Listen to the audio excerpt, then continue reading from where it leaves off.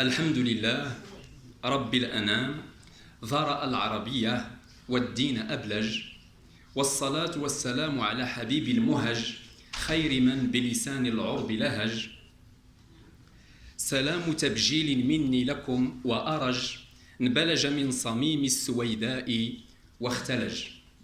السيد رئيس الجلسة الموقر، السيد المحترم عميد كلية اللغة العربية جامعة القاضي عياض بمراكش، أستاذي المبجل علامة الحمراء حسن جلاب، الدكتور المتوج رئيس مختبر تكامل المناهج في تحليل الخطاب، السادة معدو هذا المؤتمر الوفي البار ومنسقوه، أساتذة الفضلاء ورفاق الندوة الشرفاء، والطلاب الأعزاء، أيها الحضور السعداء، السلام عليكم ورحمة الله تعالى والبركات. أما بعد، لإسهامي واسم متنه الدين والتاريخ والأدب في دراسات الدكتور حسن جلاب للتراث المغربي. عتبة: ما بعث لي مولودا جديدا من كريم عطائه وعظيم سخائه إلا أحسست وأنا أقرأه بصدري ينفتح له تأهبا وانتظارا، وذهني يتفتح له اهتبالا واستشعارا. تلكم سادتي يا كرام شهادة عميد الأدب المغربي الدكتور عباس الجراري رحمة الله عليه في حق مريده وامتداده المحتفى به أستاذنا الدكتور حسن جلاب. استهلال: صدر كتاب دراسات مغربية في التراث لمؤلفه الدكتور حسن جلاب ضمن منشورات الوراقة الوطنية بمراكش عام 98 و900 وألف ميلادية، ويقع في نحو 400 صفحة من القطع الاعتيادي، وهو في الأصل مجموعة من الدراسات والأبحاث أنجزهن المؤلف على مدى حجج ضمن فعالياته المختلفات اللائي تستدعيهن المناسبات الخاصة بالندوات العلمية والورشات الفكرية والأدبية. وجوب دراسة الأدب المغربي. تعالت النداءات منذ بدايات العقد الثالث من القرن العشرين من أجل نفض الغبار عن البنيات الثقافية المغربية التراثية من قبل شخصيات عدة لعل أبرزها عبد الله قنون وعبد الله الجراري ومحمد بن تاويت وغيرهم. ويعتبر الدكتور حسن جلاب من رواد البحث والتدريس للفكر والأدب المغربيين، انطلاقا من مرحلة التأسيس الثانية على صعيد الجامعة المغربية أوائل السبعين، حين تقرر تدريس الأدب المغربي في مختلف أسلاك الجامعة مع تخصيص شعبة له في الدراسات العليا وفتح مجال البحث والدراسة في هذا الأدب، ميدان الأدب والنقد. انشغل البحاثة بالاقتراب من قضايا وتجليات وآثار وفوائد الأدب الموحد من حيث فكره ومباحثه، ومن خلال أعماله وقضايا تأثيره وتأثره بالأدب الأندلسي في أجناس التعبير الأدبية، ومن جهة القيمة الوثقية لشعر المرحلة. ألف: مسألة التأثير والتأثر في الأدب المغربي. قال مصنف دراسات مغربية في التراث: وجدنا المغاربة في شعر الطبيعة قد ترسموا فيه خطى الأندلسيين، فقد أحس هؤلاء بجمال بلادهم. انتهى الاقتباس. وعلى ذلك النهج صار أبو الربيع سليمان الموحدي إذ وصف ما سبق ونعته الأندلسيون. أما عن التأثير فإنه حصل لسببين: وفود شعراء ووشاحين على المغرب كابن ماجه وابن اللبانة، ومدح هؤلاء الشعراء والوشاحين لعلية القوم الموحديين حكاما والولاة. كما لا يخلو الشعر المغربي من تأثيرات المشرق بشكل كبير جدا، نظرا لوحدة اللغة وللرحلات من المغرب شطر المشرق. لذلك رأى ابن تاويت أن شعر الجراوي مثلا لا يخلو من تأثيرات المتنبي، وذهب جنون إلى أن الشاعر ابن خبازة لأبي تمام مضارع. باء النوادي الأدبية المراكشية غداة الاحتلال الفرنسي. للنوادي أدوار تعليمية وتوعوية وإصلاحية، ومن ضمنهن اللواتي انتشرت في مراكش على الرغم من الحكم التسلطي للباشا القلاوي وأعوانه. فقد أنشئ نادي المختار السوسي بالرميلة نظرا لارتباط الرجل الشديد بمراكش دراسة وتدريسا ومعاشرة لأصدقائه والخلان. وقد أسهم ناديه إلى جانب نواد أخرى في ميران الشبيبة على قرض ديوان العرب والمقاربة وتحبير الرسائل وتدبيج الخطب والمساجلات الأدبية واللغوية، ثم تنظيم أسبوع أدبي لتكريم المتأدبة وأهل القريب. ميدان التاريخ والحضارة. عالج الدكتور حسن جلاب الأبعاد التاريخية للبنيان بمدينة مراكش والمعمار بالمغرب جملة، شأوى سائر الأصقاع في الفترات الزمنيات المتسمات بالاستنفار الدائم جراء القلاقل والغزاة. فهناك الأبواب المرابطية ويبلغن قرابة 10، وهي على التوالي أغمات وأيلان والدباغ والخميس وتغزوت ودكالة والمخزن ونفيس والصالحة. وكانت للموحدين أيضا أبواب بمدينتهم الجديدة تمراكشيت أو القصبة الموحدية، ومنها أجناو والقصيبة والرب والشريعة. وحديثا تم استحداث أخرى نسرد منها قشيش والنقب وسيدي غريب والجديد ومولاي اليزيد وإغلي.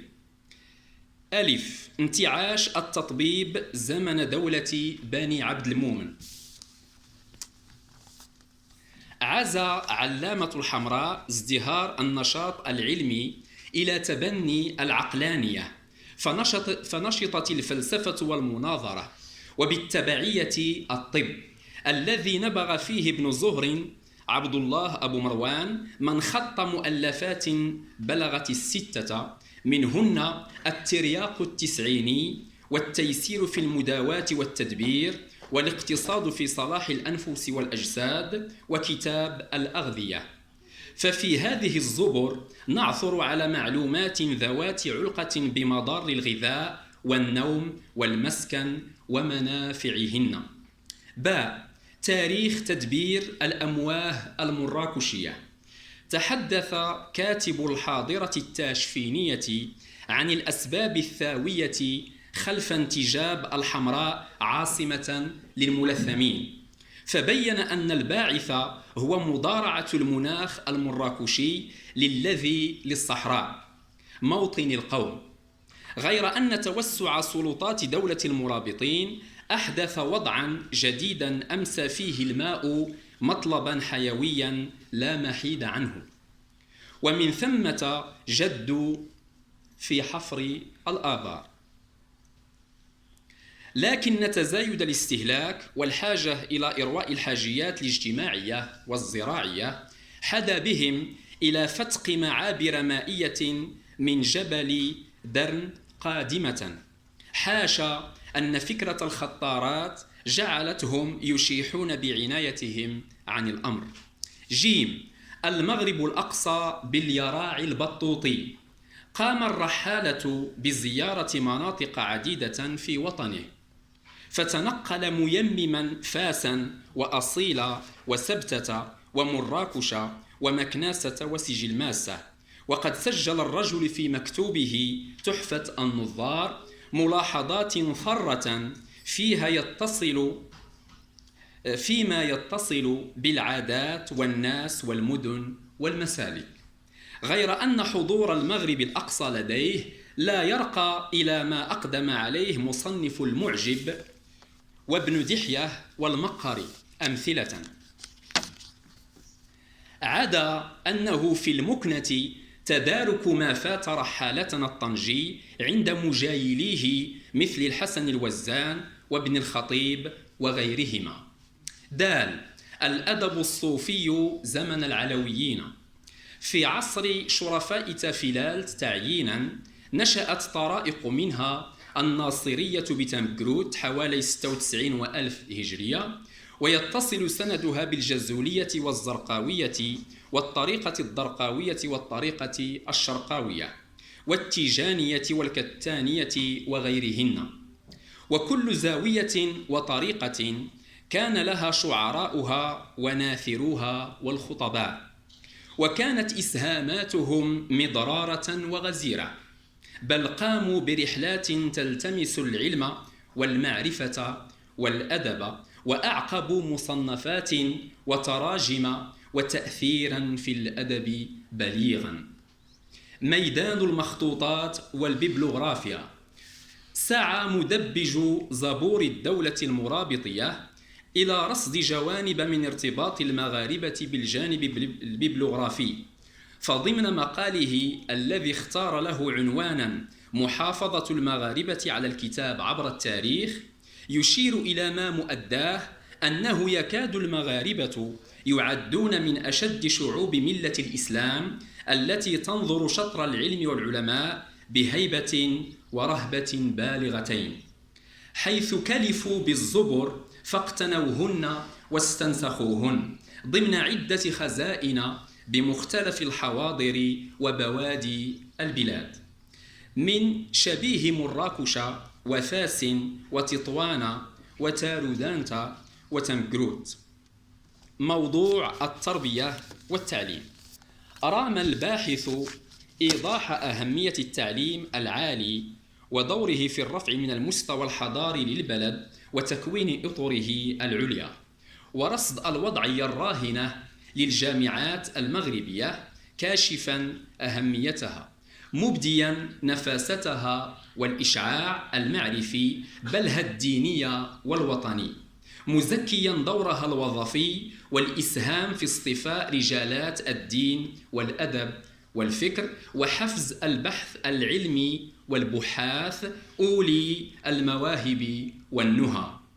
ولم ينس أستاذي حسن جلاب مهر بحثه الموسوعي الوطني القيم وترصيعه بحسن الرتاج عبر آماله العريضات وصادقات رجاءاته باعتلاء الجامعة المغربية قننا شاهقات منفتحة على عصري اللغات وعريق الثقافات، كيما يتيسر لها تسهيل خدماتها لمرتاديها والطلاب ولعشاق اليراع طرا والآداب. اختتام. قطع أستاذنا ذو الخلق الدكتور البشوش محمد أيت الفران رحمة الله عليه قول كل خطيب غداة وصفه لأسلوب الكتابة والتصنيف لدى المربي والإداري والباحث حسن جلاب، من شهدت كلية اللغة العربية في عمادته طفرا في مسارها والتحديث ونقلة نوعية على مستوى الإشعاع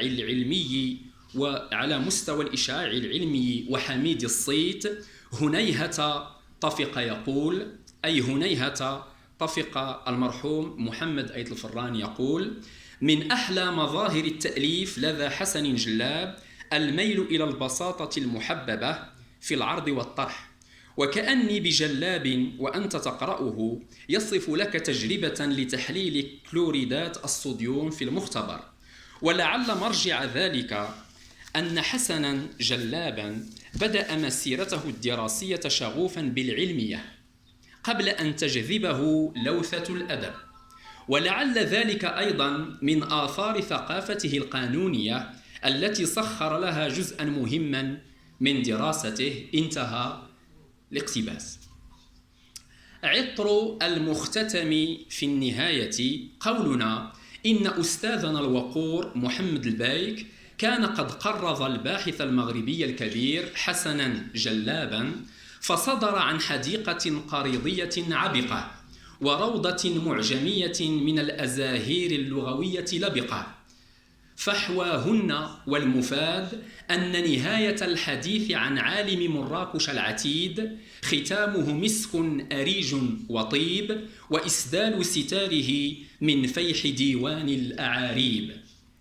رب اليراعة والبراعة والنهى، حييت من حسن الصفات همامي، نجبتك حمراء الجنوب متيما بالبحث والتهذيب في إقدامي، شمرت للعلياء ثوبا ضافيا منذ الطفولة في سمات غلامي، عرفتكم القاعات في أرجائها صبا يتوق إلى أجل مقامي، شيخ المشارق والمغارب في الحجى والشعر والبحث الرفيع إمامي. والسلام عليكم ورحمة الله وبركاته.